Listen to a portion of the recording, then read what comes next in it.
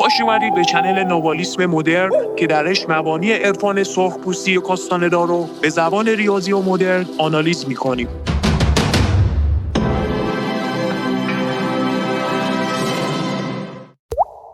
خب بچه‌ها، تو این جلسه می‌خوایم یک کم درباره مثلث انرژی و سه ضلعش که عبارتند از نیروی قصد یا روح، مرکز اراده و انضباط که اواخر ویدیوهای قبل خدمتتون ارائه کردیم صحبت بکنیم و یک کم ارتباط بین اضلاع این مثلث رو بیشتر توضیح بدیم. عرض به خدمتتون رسیدیم به این قضیه که روح فقط به بی‌عیب و نقص‌ها پاسخ میده، یعنی فقط به مبارزان بی‌عیب و نقصی که انرژی ذخیره کردن. بی‌عیب و نقصی بچه‌ها یک نمودش اعمالی هستش که بدون احساس اهمیت اونها رو انجام میدیم.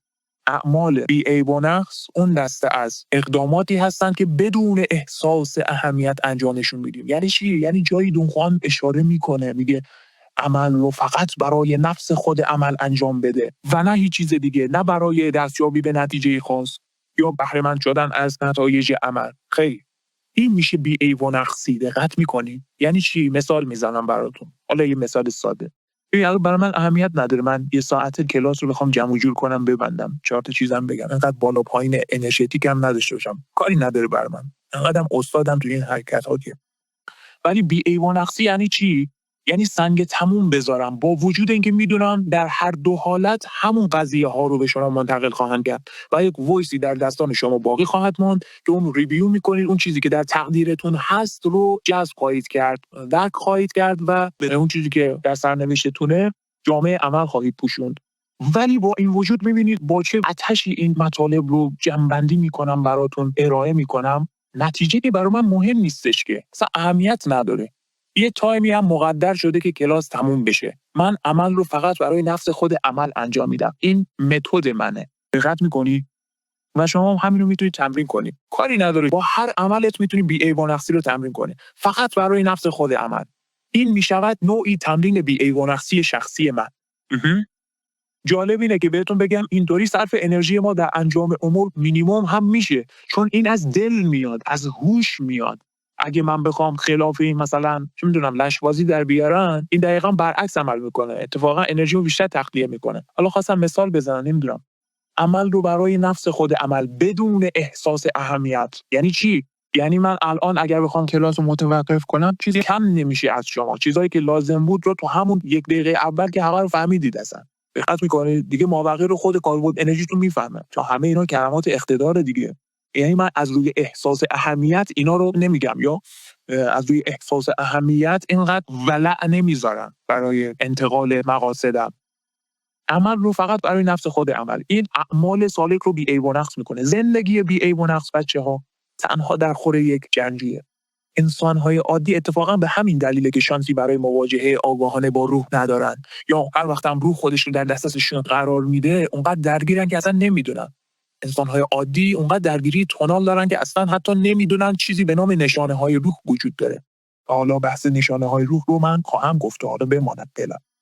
در واقع هم از طریق ریاضت میشه به روح نزدیک شد، هم از طریق انضباط.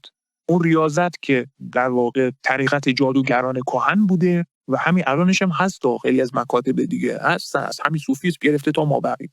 یه انضباطه که حالا ما پیشنهادمون انضباط دیگه، چیزی که دونخوان داره میگه، ما از خودمون داریم نمیگیم. چرا؟ چون برای سالک جنگجو، یک جنگاور، یک مبارز، اون چیزی ارزشمنده که از روی بی‌عیب و نقصی بیاد، نه پیروی از مناسک خشک و اینا، چیزی که از انضباط بیاد و ارادهش رو تقریب بزنه. اون ضلع دیگر مثلث در واقع با اعمال بی‌عیب و نقص این اراده رو میشه تقریب زد دیگه، که این هم در چارچوب انضباط میسه.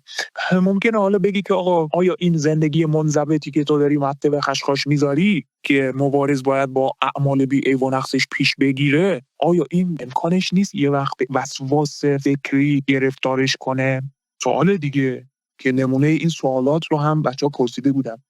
دون ملچور جواب جالبی میده. دیگه که اتفاقاً اون وسواس فقط شایسته مبارز آزادیه، اون کسی که هدفش متمرکز بر آزادیه. یعنی به هیچ وجه با اون رفتار وسواسگونه‌ای که ساخته ذهن و القایی پروازگره مساوی نیست، به اون معنایی که قبلا اشاره کردیم. در واقع وسواس برای جادوگر به معنای همون قصد نرمش ناپذیره. unbending intent، یک چیزی که انعطاف ناپذیره. بچه‌ها همین قصدی که باعث شده دقت اول رو اینقدر سفت و سخت بسازیم، با همین قصد ما میتونیم در مسیر هوش سفت و سخت بمانیم. این خاصیت قصد دیگه. سالکی که به تجرید متصل میشه دیگه توسط هوش کیهانی عمل بی ای و نقص انجام میده. این دیگه میشه یه چیز خودکار، نه اینکه اون رو درگیر وسواس ذهنی کنه. دیگه اون خودش هست که عمل میکند. متوجه شدی چی میگن؟ قبلا فکر کنم اشاره کردم، یه جوری اتوماتیکمان اعمالش رو انجام میده. پس این دیگه وسواس فکری نیست، مثل اون بیمار روانی که در ذهن خودش درگیری داره، خودش رو درگیر مبارزات حقیرانه میکنه که بیماری وسواسش رو ارضا کنه. این باهاش فرق داره دیگه، دوتا مساوی نیستن. این مبارزات حقیرانه که اصلا جایی در مسیر هوش نداره. یک ارتعاشی هستش که خود به خود اون مسائل جفت و جور میشه تو مسیرت، یعنی میبینی همه مهره ها سر جای خودش قرار میگیره. این از نشانه های ارتعاشی بالاست. از قصد نرمش ناپذیر که میگیم در واقع برمیگرده به اون خاصیت قفل کردنی که من یادم میاد یه جایی براتون یه اشاره‌ای کردم. فکر می‌کنم دوچرخه سواری بود، گفتم قصدم قفل شد روی پدال زدن و از مرتبه‌ای به بعد دیگه به طور اتوماتیک داشتم دوچرخه سواری می‌کردم بدون اینکه هیچ نیرویی وارد کنم به پدال‌ها. این خاصیت قصد بچه‌ها، قفل میشه روی مسیر، روی هر چیزی. در نتیجه ظاهرا گفتن چرا این کارو روی مسیر هوش نکنیم، یعنی قصد رو بیایم روی مسیر هوش قفل کنیم. اون حالا که این خاصیت رو داره دیگه، اختیار با تو، رو وسواس قفلی بزنی یا روی بی ای و نقصی قفلی بزنی. این چیزی هستش که ظاهرا ازش تحت عنوان قصد نرمش ناپذیر یا عزم راسخ، عزم سرسخت یا روحیه انعطاف ناپذیر ازش یاد میکنن. خیلی خوب، اگر سوالی چیزی داری فقط کوتاه. حالا ما این جلسه رفع اشکال هم میذاریم بچه‌ها که سوال بپرسی، تجربیاتتون رو بگید. اونجاست که من فقط میشنوم توی اون جلسه. حالا سوال پرسید راهنمایی میکنیم، ولی بیشتر شما باید بگید، گزارشتون رو بگید چه شکلی و اینا. رفتن به مکانهای اقتدار، مخصوصا رفتن به جاهایی که به اسم چاکراهای زمین یا پورتال ازشون نام برده میشه، چقدر میتونه به رویابینی یا درک دقت دوم کمک کنه؟ مستقیما کمک میکنه. ببینید حالا بستگی داره. ما تو سرزمین ایران، کل ایران یک روح عرفانی داره، اصلا قضیهش اصلا سرزمین مشرقه دیگه، یک چیز غیر شخصی. حالا چرا و اینا دیگه باید بریم از زمین مادر بپرسیم. یک سری مکان‌هایی ولی هستن قصد روشون متمرکزه. دقت میکنید بعضی از مکان‌ها هستن ذهن رو خاموش میکنن، بعضی از مکان‌ها هستن قشنگ به پیوندگاه نیرو وارد میکنن در یک مسیر خاص. همه اینها موجب میشه نهایتاً اینکه کالبد انرژی شما یک آگاهی ارتقا یافته یا هایتند اورنسی رو تجربه بکنه، چیزی که کاساندا ازش تحت عنوان هایتند اورنس یاد میکنه یا همون ابر آگاهی. توی ابر آگاهی شما میتونید دقت دوم درک بکنید بچه‌ها. این مکان‌های قدرت شما رو مستقیما منتقل میکنن به این حالات آگاهی ارتقا یافته. و چون با توجه به اینکه این قضیه‌ها تئوریک نیست، چیزی که شما تا تجربه نکنی متوجه نمیشی، این مکان‌های قدرت به شما کمک میکنن پیوندگاهتون وارد مواضع دیگر بشه. در مواضع دیگه شما میدونید دیگه به معرفت خاموش نزدیک میشید. شما اون دانشی که در کالبد انرژی شما هست دوباره بالا پایین میشه و شما کم کم متوجه میشید که این کلمات که در شما ذخیره شدن چه بودن، چه مقاصدی داشتن. خودم یادم اوایل که تجربه میکردم حرفای دونخوان یادم میومد و میگفتم این مثلا منظورش چی بوده و از این دست موارد. اسم مکان‌ها من راستش نمیشناسم. اینجا توی شهر خودمون فقط یه جا میدونم، بقیه جاها رو اصلا نمیدونم کجا نزم. من توی این موضوع متخصص نیستم. اینجا فقط یه جایی هست، اونم نه تغییر محسوسی ایجاد نمیکنه. یه تالاب‌هایی ما داریم که با خیره نگری روی سطح آب میتونید پیوندگاهتون رو جابجا کنید. خیلی راحت من انجام دادم، پس شما میتونید دیگه. ولی بقیه جاها رو دیگه خودتون باید کشف کنید.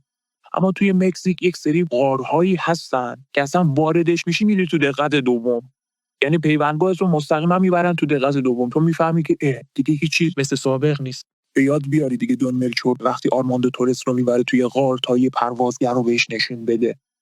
اینکه ایران و روح‌های حال حاضر ایران در کمک کردن به ارتقا پیوندگاه و آگاهی مادر زمین کمک میکنن و اثر زیادی داره. وظیفه ما رو به عنوان سالک چقدر بیشتر میکنه. همه سالکان مدرن موظفن بچه‌ها، به خصوص در قضیه‌ای که ما چند شب پیش استوری گذاشتیم و فراخوان دادیم. چرا فکر میکنید ما فراخوان دادیم؟ گفتیم که آقا جان حتی اگر شده متمرکز بشید، اگر وقت ندارید فقط قصد کنید. توی نقشه کاستاندا من خدمتتون خواهم گفت که هدف نهایی جابجایی پیوندگاه زمینه قصد تک تک جنگاوران مدرن تاثیر داره. تک تک ماهایی که اینجا جمعیم، تک تک عناصری که توی این پیج متمرکز میشن با اوقات. یا حالا ما از تریک های مدرن استفاده میکنیم، سوالات کنکوری مطرح میکنیم، بچه‌ها رو به دام بندازیم، حقه های مدرن. دیگه آن ناوال که نیستیم. خلاصه این که میخوام بهتون بگن با همین جنگاوران مدرن قرار پیوندگاه زمین جابجا بشه به یک حالت ابر آگاهی که دیگه اینقدر مردم به فکر جنگ و خونریزی و کشت و کشتار و زیراف زدن و نمیدونم کینه توزی و انواع اقسام احساسات منفی ناشی از کاشت بیگانه نباشن. این خودش مستلزم اینه که پیوندگاه زمین در یه جایی استراحت کنه دیگه. پس به قصد تک تک ما مربوط میشه. قطعاً هرچی جلوتر میریم نقش ما پررنگ‌تر میشه. بله، در رابطه با مکانهای قدرت تو ایران، ببینید اینجور جاها هستن بچه، من نمیشناسم ولی اصلا تجربهش نکردم. بالا جزایر جنوب هم که همشون اقتدار دارن، اصلا خیلی عجیبه. جزایر جنوب هم شما تجربه کنید یک چنین تأثیراتی میذارن رو پیونده. آیا روزه سکوت در ناوالیسم نیز شیوهی موثر است؟ در ناوالیسم که چنین چیزی نداریم، ولی در کل به عنوان یک بی‌عملی که قصد رو متمرکز کنه خیلی ایده جالبیه. به خصوص چله سکوت حالا بخوایم بگیم که من بهتون گفتم چه فرایندی رو پیاده میکنه. حالا خب چه سوالم پرسیدی، یادآوری کردی. من گفتم هفته اول خود منزجر کننده است، تا هفته دوم سوم بخوای ادامه بدی ذهن به طور خودکار با توجه به این بی‌عملیت میگه که ظاهرا مثلا که هیچ نیازی به کلمات نداری، خود به خودش دستور به خاموش شدن میدی. یعنی خیلی راحت میتونی در آستانه سکوت درونی قرار بگیری و جهان رو متوقف کنی. بنابراین به عنوان بی‌عملی بهش نگاه کنید اوکیه دیگه، نه اینکه باز پلاتین بچسبونید. نه، کوه آرارات، زندان سلیمان، زندان دیوها. بچه دیو هم یک طیفی از موجودات غیر ارگانیک هستند دیگه. یه تفسیر ادب پارس از این موجوداته. هنوزم هستن دیگه، هستن در کنار ما هستن و در خیلی از مواضع دیگر هستن. توی داستان‌های اساطیری شرقی خیلی از اینها یاد شده. حماسه گیلگمش مثلا، داستان‌ها کلا در ارتباط با دیوهاست. هم شاهنامه فردوسی که میخونید می‌بینید که اصلا انگار در یک همزیستی با انسان‌ها بودن. برمیگرده به همون عصر قبل از آریان‌ها دیگه. حتی تو خود آریان‌ها هم تا حدودی در کنار انسان‌ها می‌زیستن. خیلی خوب بچه‌ها، خسته نباشید. امیدوارم که مطالب مفید بوده باشه. سیم از یوزوال، لایک و ساب و کامنت یادتون نره دیگه، تکرار نکنیم اینقدر. در پیوند با اقتدار باشید.